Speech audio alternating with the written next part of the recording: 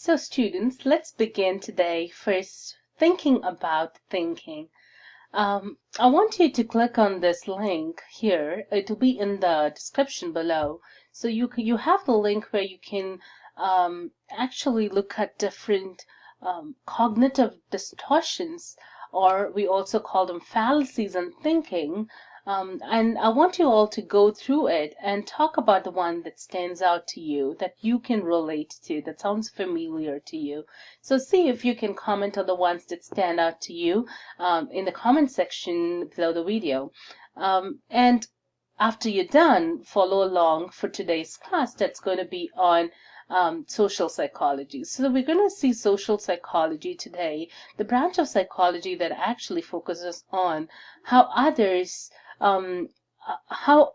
influence our thoughts, feelings, and actions, and studying people in the context in which they live. So it definitely it does sound like sociology, but you will see that in some ways, to simplify it, it is how we study, it's studying the way people relate to each other. You can see that Kurt Lewin was like the father, is considered the father of social psychology. He has proposed a lot of different theories and concepts in social psychology that we'll look at a few of them. Let's begin first by talking about how do we think about other people? Like, what is the basis of us having to interpret others or our own behavior and thoughts, especially the thinking part of it. So we do make snap judgments, right? You happen to pass through someone, a stranger, complete stranger, but still there are things that you can talk about based on factors that stands out to you, that helps you to form assumption or opinion about the person. So what are some factors that you would consider? Let's begin first by thinking about it. So in forming impressions, especially like when they consider the setting of interview, or anything for the matter, dating, you form your decision. You decide on a few things based on things that you see on the first day, right? Just for the moment, you know if you like the person or not, if you want to be with that person or not, if you want to hire the person or not.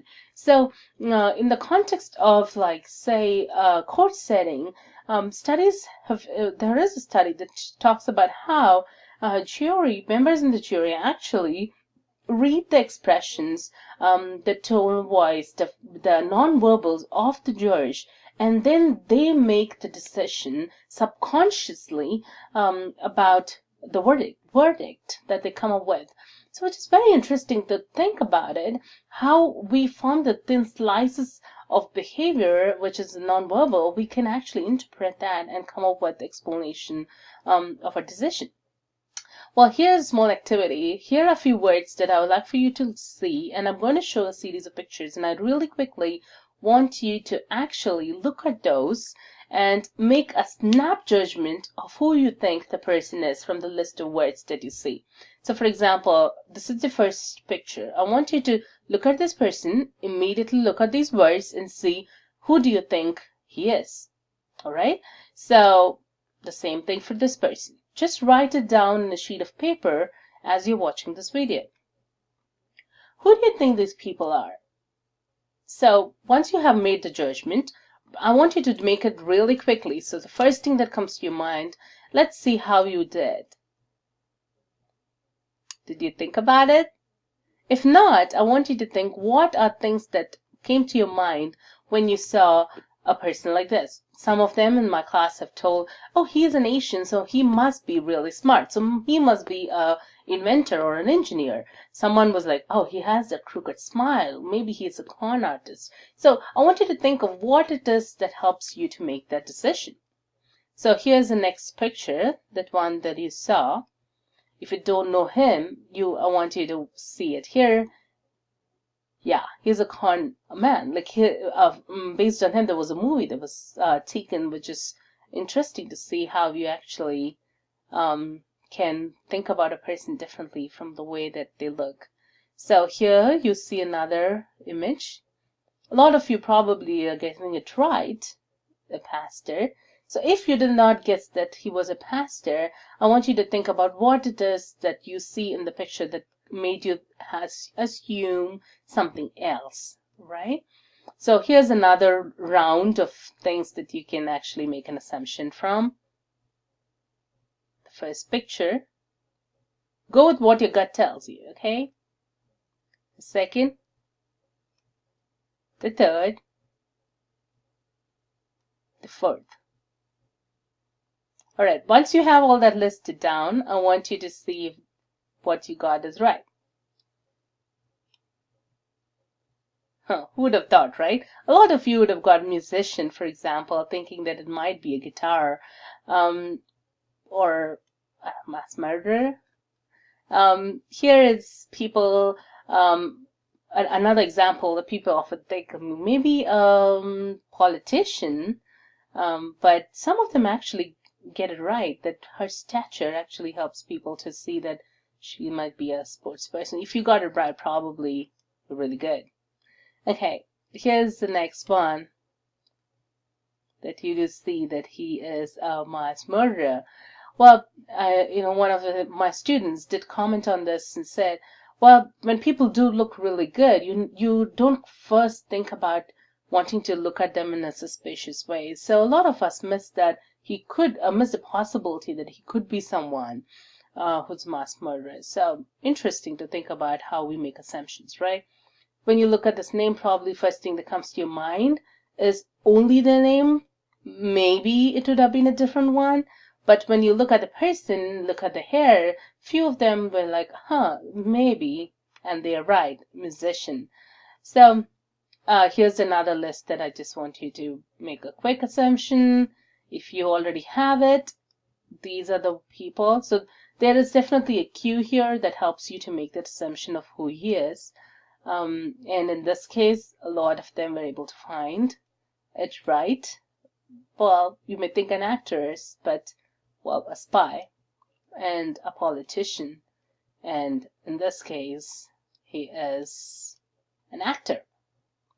So a lot of us would have missed a lot of things in this series of pictures that I showed, but it is all because of attributions or the meaning that we give to people. So attributions are the explanations for the actions or events. In this case, just an explanation that we build in our mind of these images.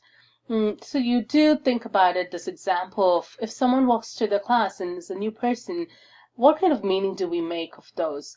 Do we say, oh, the person looks that way because just that it's a new place and they must be nervous? Or do we say, oh, she is probably rude? So that's more of a disposition or her personality that we are commenting on. So there are two different types of attributions you can make about their personality, or it could be the situation. Most often when it comes to our own behavior, we have certain biases. The fundamental attribution error is where we actually overestimate the influence of internal dispositions or characteristics and underestimate, especially if there is something negative, we kind of say, well, it is because the test was bad, and not that I did not study.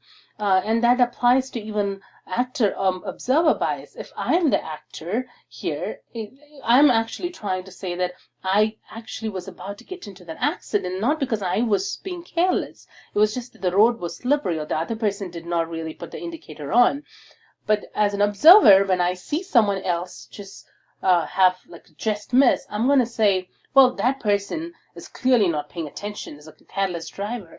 So just a way in which we have that biases of how we make explain other people's behavior and our behavior as well. So if you click on this link, and it will be in the description below, it will take you to a small snippet of the Office TV show, and you can just watch that to understand what self-serving bias is. We do form stereotypes, and if you click on this link, which will also be in the description below, I want you to think about like how, one of my students looked at the first image of the person, the Asian guy, and said he must be smart, so he must be an engineer or an inventor. Is a stereotype. In this case, it happened to be a positive stereotype, but we do have stereotypes that are from the negative prejudice. And we will talk about it, but if you click on this, you will be able to get to a short experiment that David Eagleman actually does about in-group and out-group, how we associate and feel pain for someone in that we actually those who belong to our in-group. Say, if I'm a Christian and I see someone in pain who is a Christian, there are certain parts of my brain that would actually ignite that activity of the brain when the pain is there. Those senses actually shoots. But it works differently when it is someone from the other from the other group or the out group.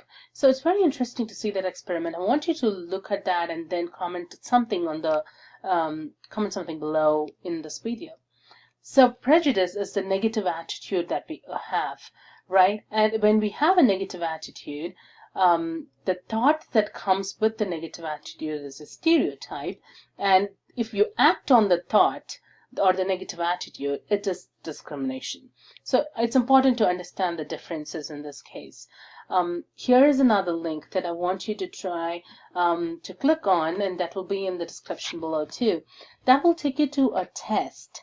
Don't worry, it's not a test that you are graded on, but it's a test where you can actually take it to understand yourself a little better, understand how you actually make unconscious decisions or unconscious awareness. Out of your awareness, there are things about your attitude that you feel about a few things. Click on this, take at least 2 tests, write about your results, read about your results and reflect on that and write it in your comment section below. And once you do that, you're done with this week's module. So good job.